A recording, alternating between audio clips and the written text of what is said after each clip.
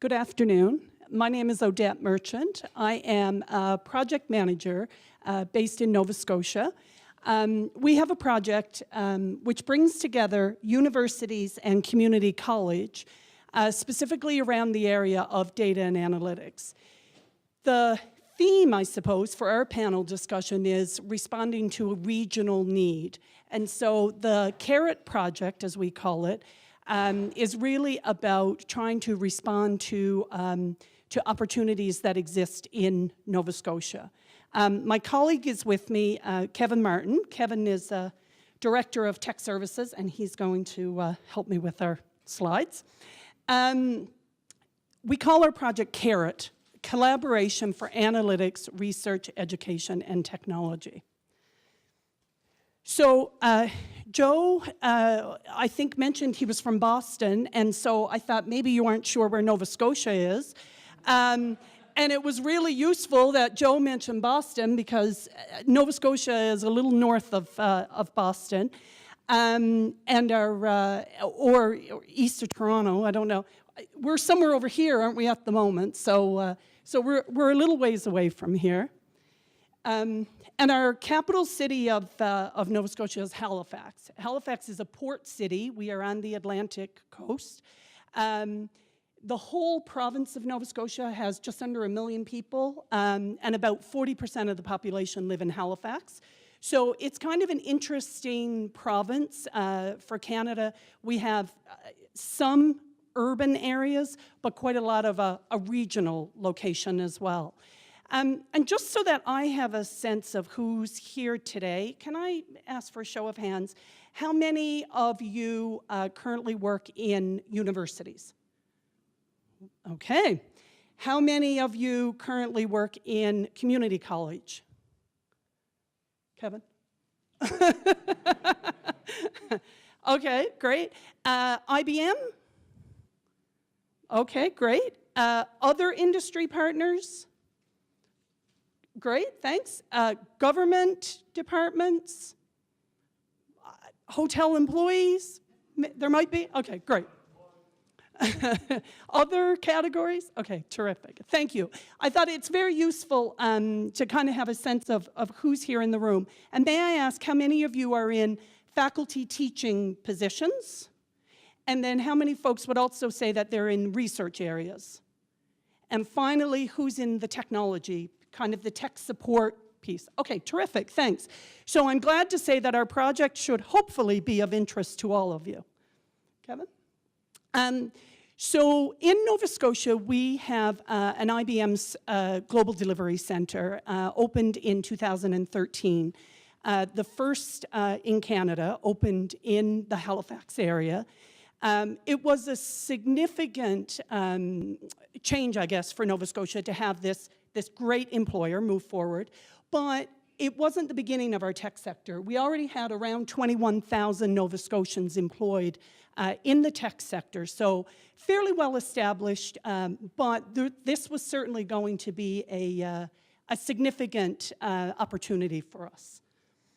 The CARET partnership, as we call it, really was about IBM and our government agencies working together with 7 post-secondary partners. And the reason that I asked around university and college is because I think someone made the reference earlier around the pathways of students. Our approach is really, we're trying to think about opportunities for all students. So we may have the community college student who's very much at the technician level, certainly the university, undergrad, graduate, PhD, as well as professional development as well. I'd like to acknowledge all of our CARET partners: Acadia University, Cape Breton University, Dalhousie University, and there's some Dal folks here today, Nova Scotia Community College, where I work, Mount St. Vincent University, St. Mary's University, and St. Francis Xavier University. So as I said, we have 6 universities and 1 community college, IBM, and government partners. And this will just give you sort of a sense of the coverage, if you like, in terms of our institutions. So We have 3 universities that are based in Halifax. We have 3 universities that are based outside of Halifax. And then our community college system has 13 campuses. So in terms of partnership, you can see that we have a pretty significant coverage provincially. So what is the CARET project all about? Well, we sort of saw, I'm going to say 3 areas. We're going to talk very briefly about the opportunities, about the investment in people and skill sets, and also this important piece around partnerships. So opportunities.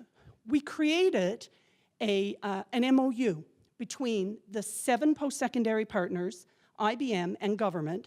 So we actually have laid out pretty specifically in the terms of the MOU what it is that we're hoping we're going to be able to develop and deliver together. The very first outcome in that spirit of collaboration is around enhancing education, training, and research in analytics and optimization. So again, we've agreed, we've committed to trying to work together to look at increasing opportunities. What are we going to build by way of programming? What are we going to build by way of pathways to be able to meet this skill shortage, develop the knowledge-based economy?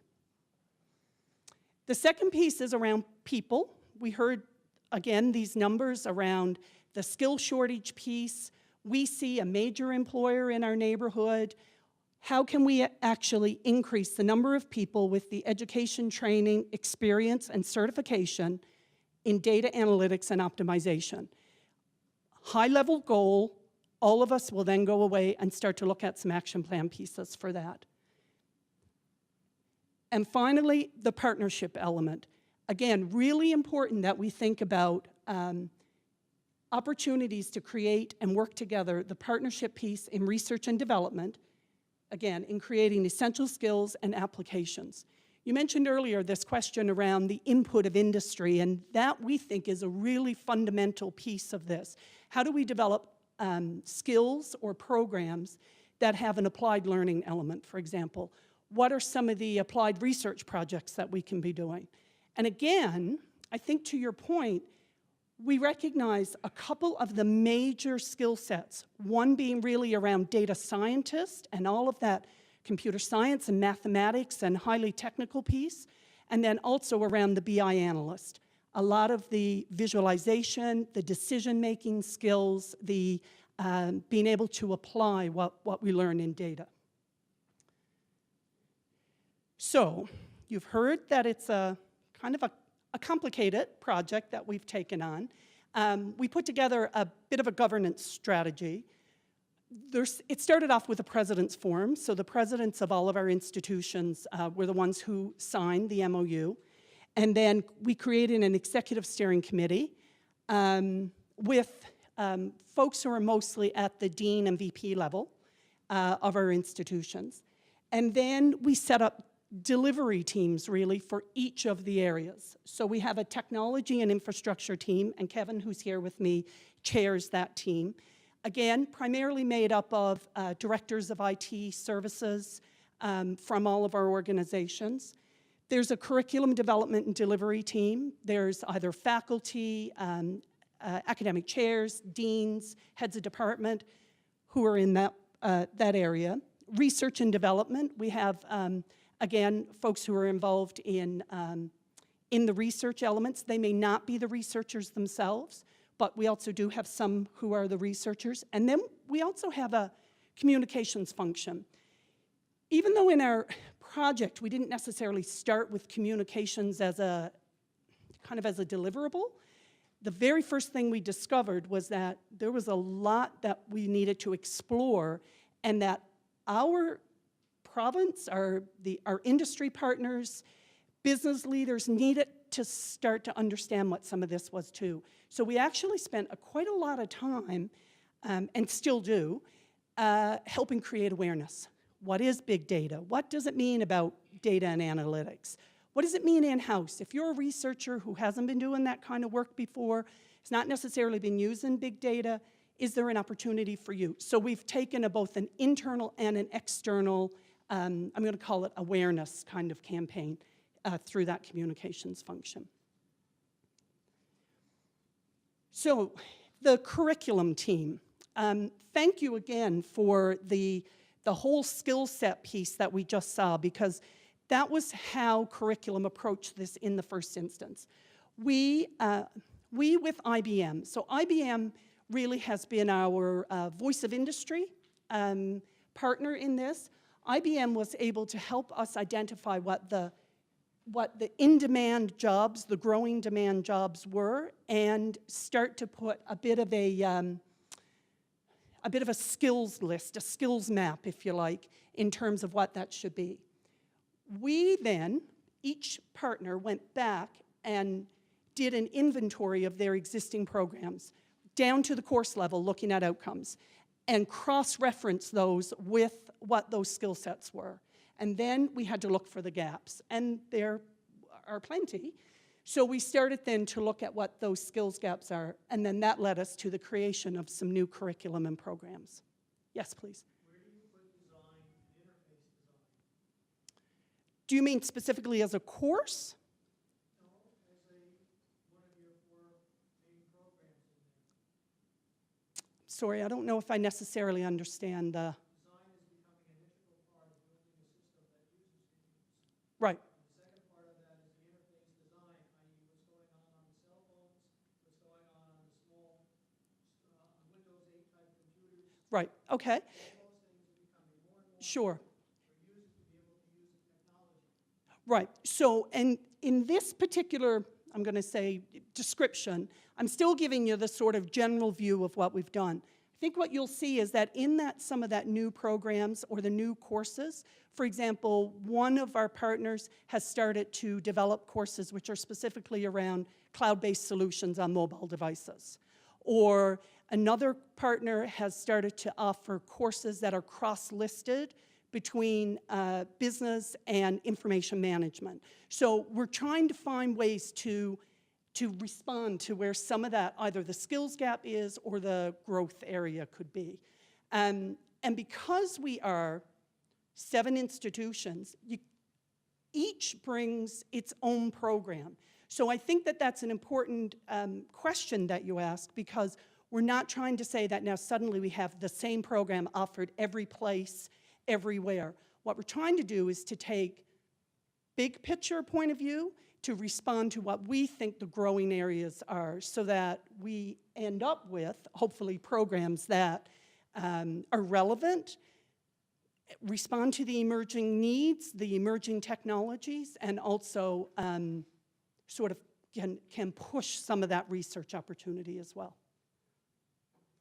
Thank you.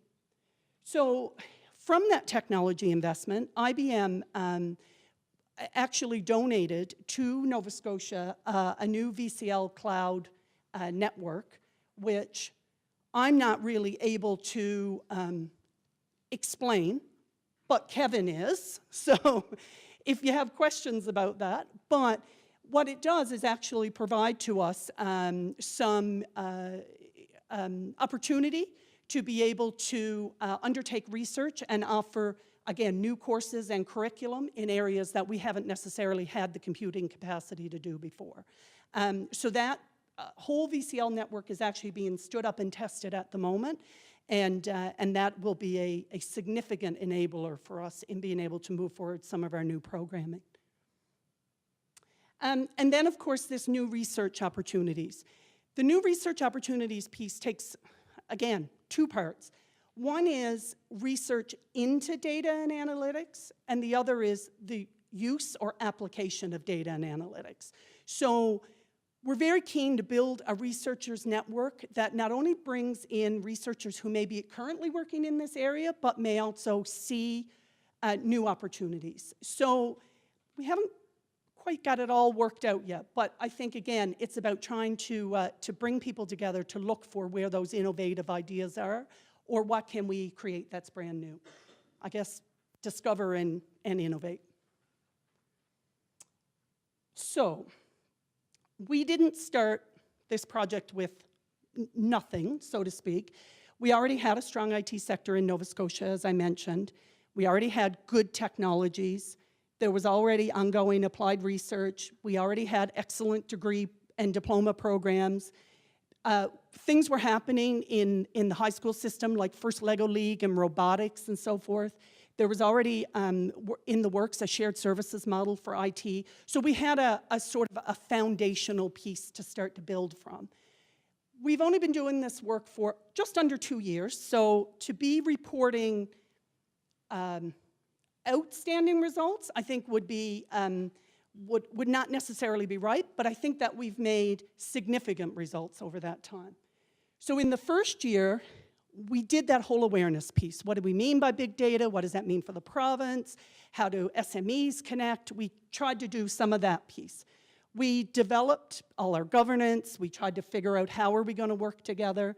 We undertook professional development. We got the VCL designed, did the course review, skills mapping, started some career exploration with schools because the idea about how do we get students into programs. Dalhousie opened an Institute for Big Data and Analytics. Acadia also started work in rural communities in data and analytics. So I have a typo, I apologize. The Bedford Center opened, and we continued to see some growth. So fairly significant, I think, in 2013, that we were able to accomplish in the first year. This year is our second year, and it's been much more, say, action-focused. For example, at the course level, we've started to see our partners really now respond to where some of those skill shortages are. So they've either changed some of their courses or enhanced it with learning objects. We've become really connected to the WAKE and the academic initiative through IBM and trying to use some of those tools. Some courses have been cross-listed by discipline, as I mentioned earlier. We saw some courses actually be revised. So at the course level, we saw some new things happen, some new courses developed. Electives came on side. At the program level, we've seen some of our institutions create new programs. So we're looking at an advanced diploma in database management. One of our university partners, St. Mary's, has just announced a new master's in an MSc in data and analytics. We've seen our research network grow. Acadia University has just started some continuing ed courses for professional development. So again, each institution has been kind of bringing their strengths, so to speak, and we've been able to start to fill in the areas. I put a few things in green down on the side because I thought that they were important, but kind of unexpected, so to speak. We were able to participate in Big Data Week. Some of you also did an online Big Data Week. We also partnered with IBM and SNC-Lavalin's engineering firm and the community college to deliver an Ignite camp, a robotics camp for Aboriginal students in secondary schools, and been able to continue with that work around robotics and technologies in school. We've started working on hosting an international conference around big data in Nova Scotia. So I think we've been able to start to build foundation pieces to kind of add some of those elements that maybe fit in the awareness piece that we hadn't necessarily laid out in that MOU build at the beginning. But we're not there by any stretch. Maybe we'll get to come back next year or the year after and tell you a little bit more. There's still much more to do. We need to continue to increase this awareness. I think we've all talked about it today. There are still new programs, applied research opportunities, building on our partnerships, hearing more from industry about what that skill set is needed, really solve problems in our communities and be able to relate this to our province and to the world. Continue to invest in our students, in our institutions and so forth, and of course in the technology to make sure that the technology is current or moving forward. And also even the piece around conferences, bringing people together, sharing ideas, being able to really build on what some of those pieces are. So our future of CARET is that we have some big ideas for big data, I guess you would say. I think the overarching message of this is we have agreed to work together to try to think about what is best for Nova Scotia, what's best for the economy of Nova Scotia, what's best for our students and our citizens, and how can we all really work together to do that. So I would thank you for listening and be open to any questions.